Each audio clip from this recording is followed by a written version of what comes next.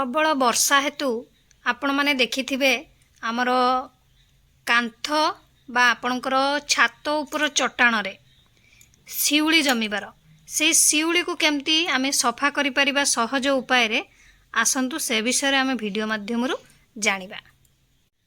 वर्षा ऋतु रे स्वच्छता बजाय रखिबा अत्यंत गुरुत्वपूर्ण। आर्द्रता वृद्धि हेतु घरर कांथरे एमती शिउली जमीबार देखा जाय थाए। जदि आपण माने एगुड़िक सफा न करिवे तो आपण माने देखिथिबे ये आमर स्लीप करला टाइप रो हुए, जहा फल रे आमे एथिरे पड़ी भी जाई थाउ, जोटा कि आमर गोड़ हाथ भी दरज होई थाए। एपरी परिस्थिति रे केमती आमे सहज उपाय रे आमर ए शिउली को सफा करि परिबा, चलंतु किछि पदक्षेप विषय रे जानिबा केमती कोन सफा करिबा।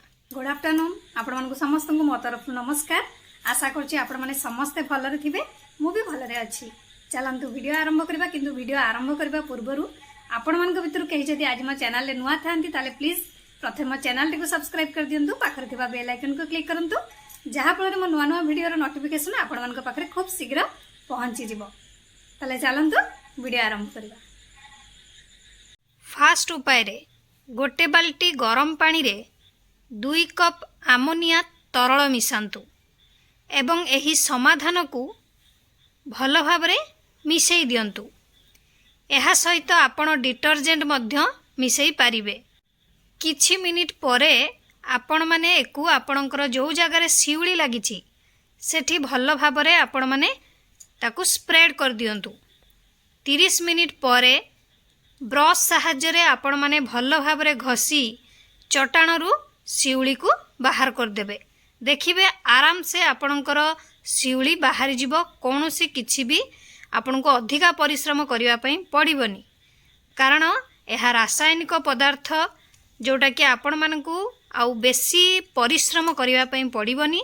सहजरे आपणकर ए शिउली चली जीवो।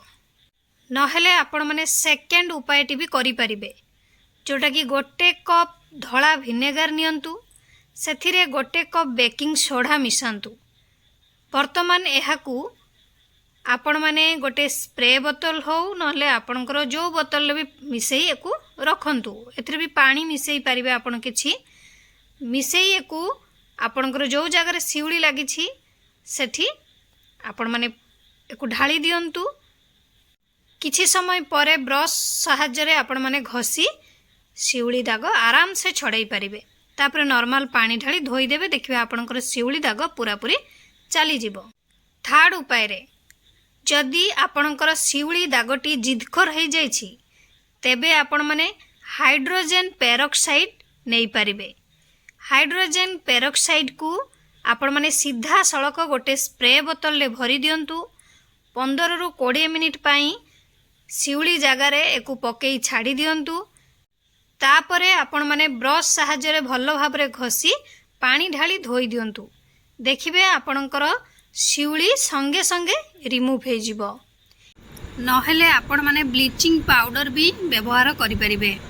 सेमती आपण माने कोन करिवे ना, शिउली उपरे ब्लीचिंग पाउडर टिके स्प्रिंकल कर देबे भल भाबरे। तापरे किछि समय छाड़ी देबे, ब्रश साहाय्य रे घसी नेबे, देखिबे आपणकर से शिउली दाग पूरा पूरी रिमूव हो जिवो। एही पदक्षेप ग्रहण करिबा समय रे सावधान रहंतु एवं केवल सुरक्षा को ध्यान रे रखी सफा करंतु। जदि आपण ग्लोव्स पिंधंती एवं भल वेंटिलेशन रो जत्न नियंती तो बेटर हेबो।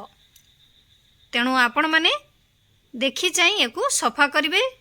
छोट पिला थिले तांको पाखरु दूरेई की रखिबे।